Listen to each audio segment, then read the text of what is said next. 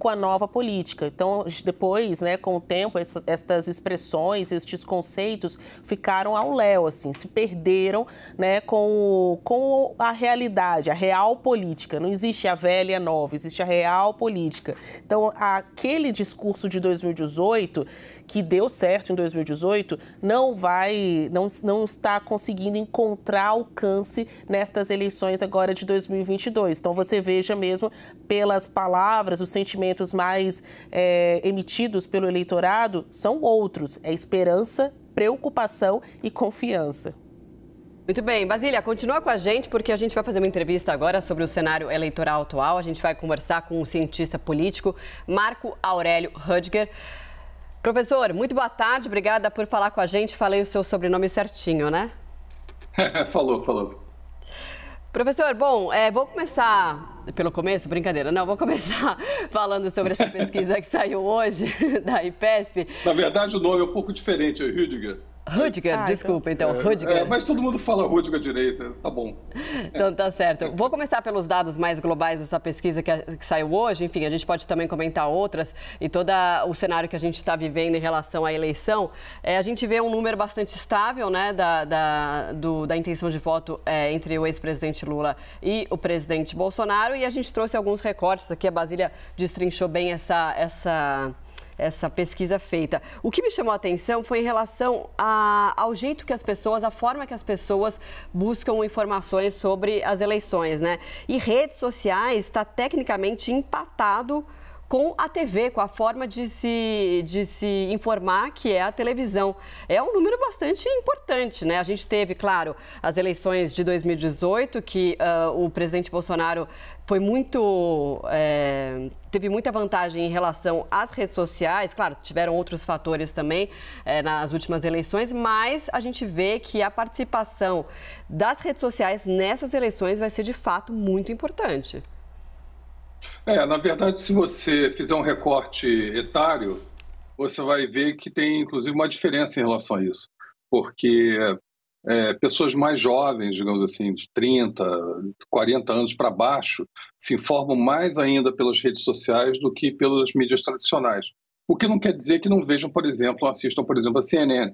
Só que vão assistir a CNN no celular, né? Ou no YouTube, né? Ou recortes da CNN, do que é debatido na CNN em outros canais também, e nos debates políticos, pelo YouTube, o que gera sempre assim um problema, porque quando eu vejo a CNN na televisão ou vejo no computador, eu tenho a informação completa. Quando eu vejo no YouTube, muitas vezes eu vejo um recorte que pode alterar, digamos assim, o contexto do que uma coisa está se falando, e aí você abre espaço para desinformação.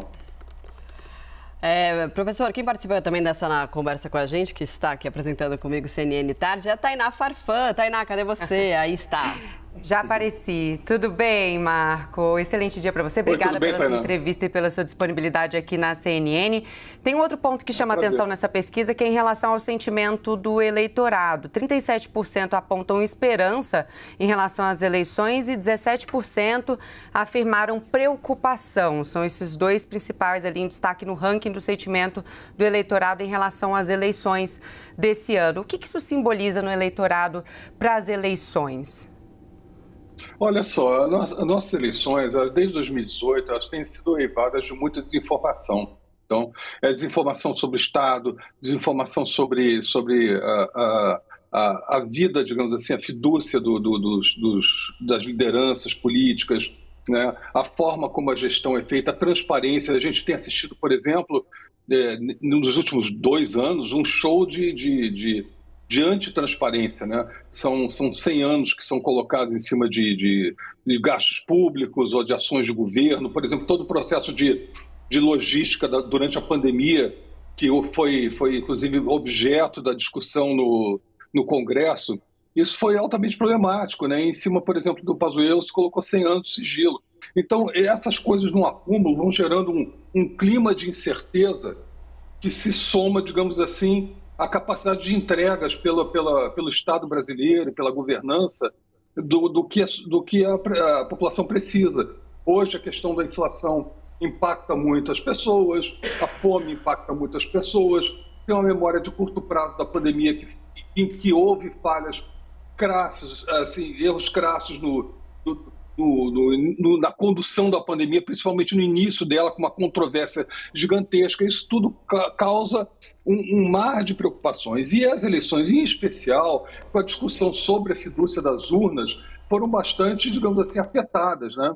Então, as pessoas têm uma necessidade, um sentimento de que o Estado, o governo, pode vir a melhorar a vida delas, mas, ao mesmo tempo, são reativas, porque transitam hoje num mar de insegurança causado pelo próprio processo político e todo o clima de polarização que se formou.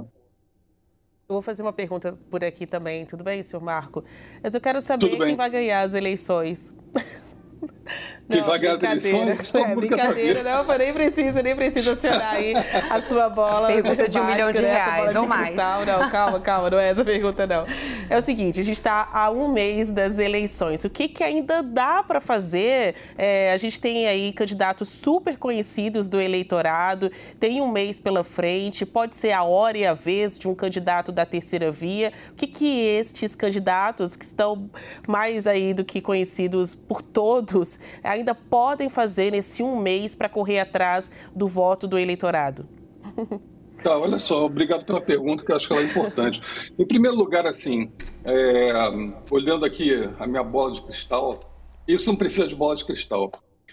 A terceira via não tem a menor chance de ir para o segundo turno.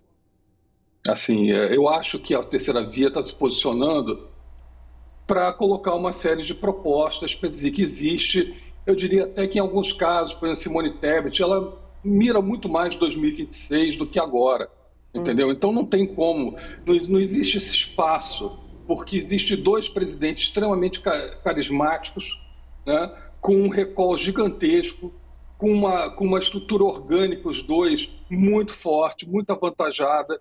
Então são todas as condições que, se você olhar canonicamente, estão dadas para que duas candidaturas sejam bem-sucedidas. Fora isso, são os que usam a rede melhor. Então não há muito espaço para a terceira via, esse é um fato. O que existe de fato mesmo são duas estratégias antagônicas. A estratégia do setor bolsonarista, você pode ver isso pelas redes, por exemplo, tem sido não de tentar cooptar o centro, mas reforçar sua base cada vez mais. Porque toda a estratégia do bolsonarista, ela visa uma segunda eleição, digamos assim, no segundo turno. O segundo turno é uma eleição diferente do primeiro. Então ele quer ir para o segundo turno com a base dele intacta e daí fazer avanços potenciais ao centro. A estratégia da esquerda e da centro-esquerda ligada ao PT hoje, o pessoal do Alckmin, etc., é tentar fazer vitória no primeiro turno. E para isso eles precisam conseguir trazer segmentos desse centro, dessa terceira via, numa espécie de voto útil nas últimas semanas, duas últimas semanas. Então, as duas últimas semanas vão ser absolutamente fabulosas para nós aqui que fazemos análise, todos nós aqui, né, fazemos análise política, acompanhamos a política, vai ser uma coisa espetacular, mas vai ser extremamente tensionado, extremamente virulento nas redes, né, mas basicamente é isso que está se tentando buscar. E se você vê, por exemplo, o impulsionamento que o PT tem dado nas redes sociais, é bastante grande, mas ele não é um impulsionamento só em cima do Lula, é um impulsionamento também temático, em função de uma ideia de uma frente pró-democracia. E tudo isso é porque se quer resolver a fatura no primeiro turno. Particularmente, eu não acho que isso vai funcionar, porque Ciro Gomes tem insistido na sua campanha, Simone Tebet também.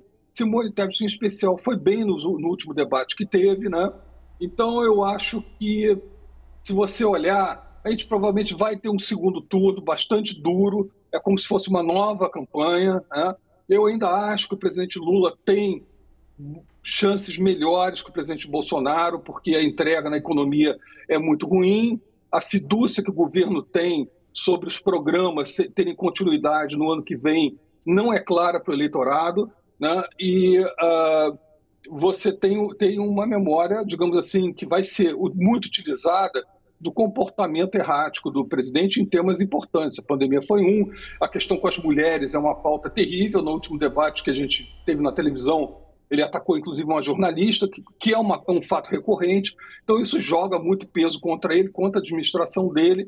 Então esse conjunto, e principalmente a economia, impacta muito. Então você contrastar uma pauta de costumes com a realidade da economia, aí vai ser muito do convencimento, entendeu? Mas eu acho que a eleição está absolutamente entre esses dois primeiros, que polarizam e galvanizam o nosso cenário. Infelizmente, o ideal é que tivesse mais possibilidades, mas a realidade é essa. Muito bom, a gente conversou com o Marco Aurélio Rüdiger, cientista político. Muito obrigada, Marco. Até uma próxima. Uma ótima tarde para você. Não, obrigado, foi ótimo. Boa tarde para vocês, bom domingo também. Fé no Brasil. Obrigada, bom sábado.